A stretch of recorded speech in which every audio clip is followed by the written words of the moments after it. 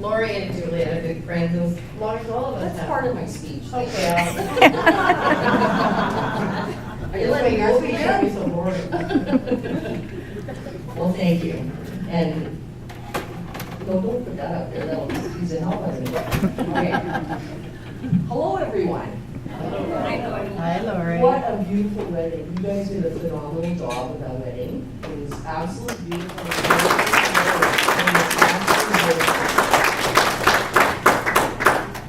And we got a love short of engagements. There's no time to make plans or change your mind or. So why do that? Why wait? Just do it, right? Did anyone else see this coming? This wedding? No. I sure didn't. No. One night, we were sitting at the bar having a few drinks. Sarah and Juliet had reunited after 8 years, and they just clicked, and it was a done deal. It was absolutely a done deal. And it was so fast. And I started wondering, is one of you guys pregnant?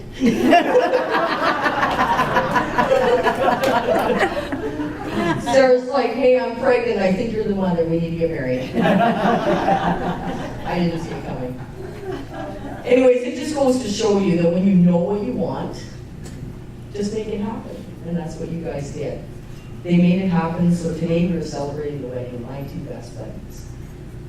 Making speeches is definitely way outside my comfort zone, but I'm going to share with you how I met this wonderful couple and a few fun things that happened along the way. And I really appreciate a standing ovation when I'm done. Just putting it out there. I'm standing already. I met Juliet about 2002 one night at Purdy's. I first noticed her at the pool table wearing sunglasses and using a cane. I'm like, how hard can that be? I smell a win here. No.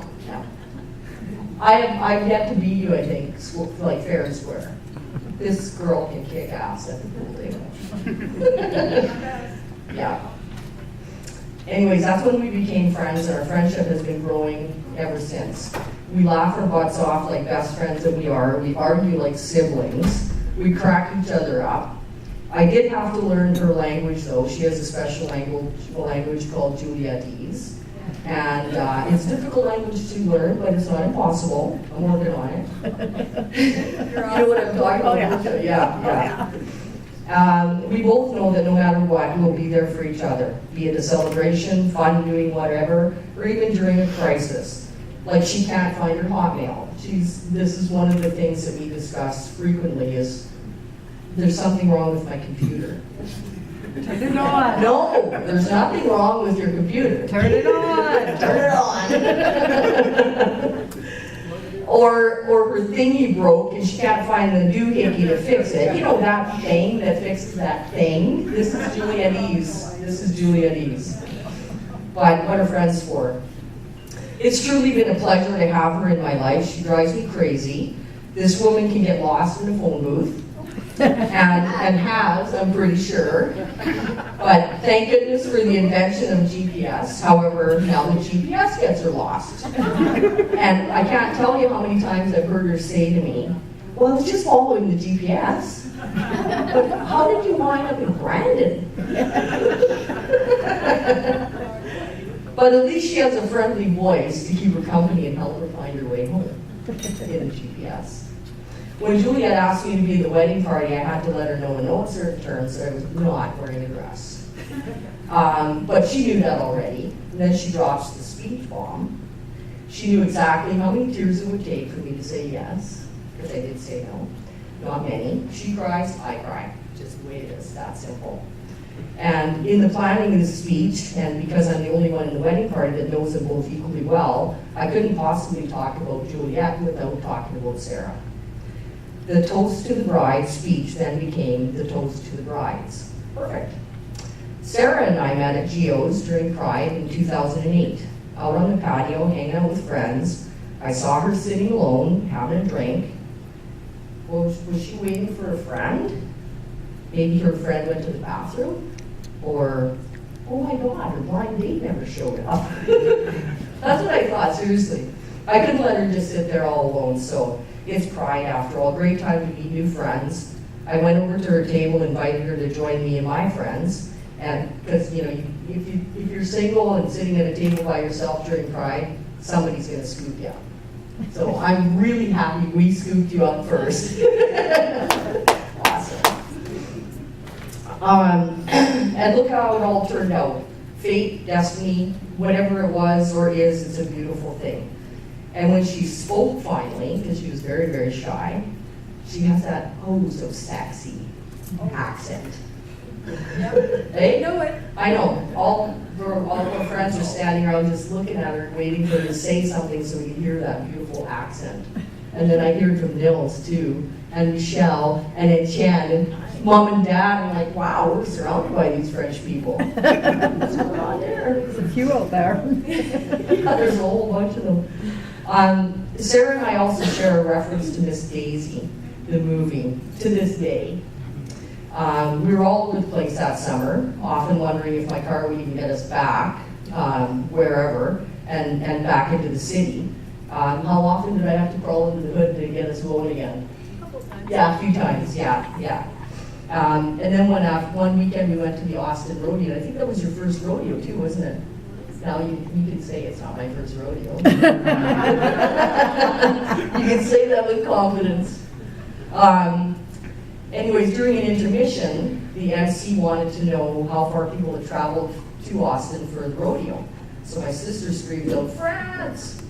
And literally seconds later, this clown came flying up the stairs and interviewed her. And she was like a celebrity, hey? Remember that? That was so cool.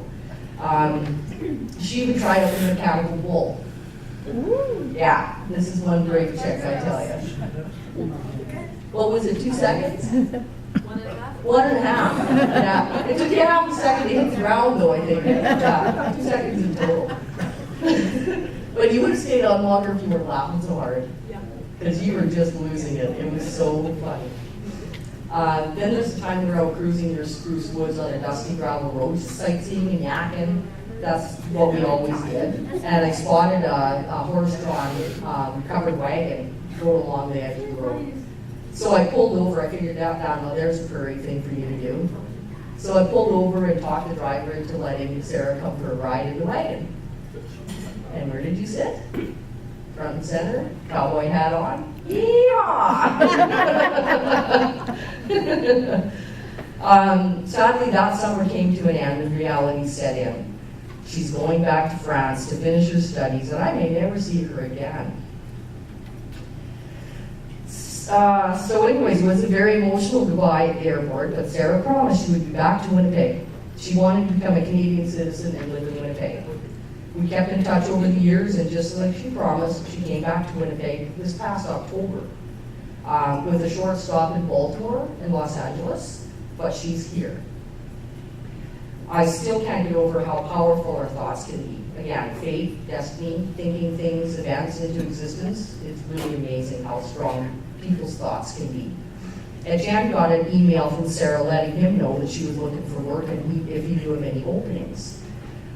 He had just received word from one of his colleagues who was looking for someone. He put the two of them together, and voila, there's my friend. She's super cool. And here they are, both married, these two. I can't get over it.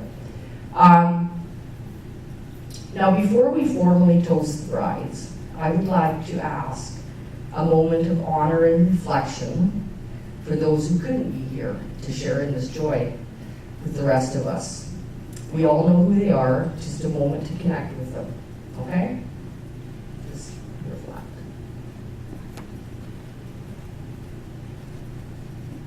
Thank you. I'm going to go over this.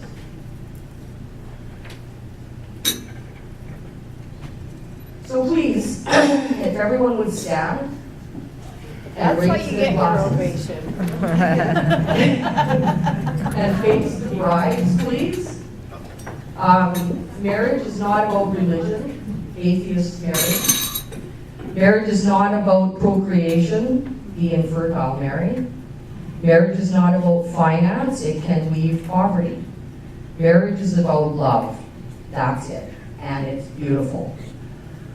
To Juliet and Sarah, May you live in love forever. I love you both to the moon and back. To the To the brides. Brides. The.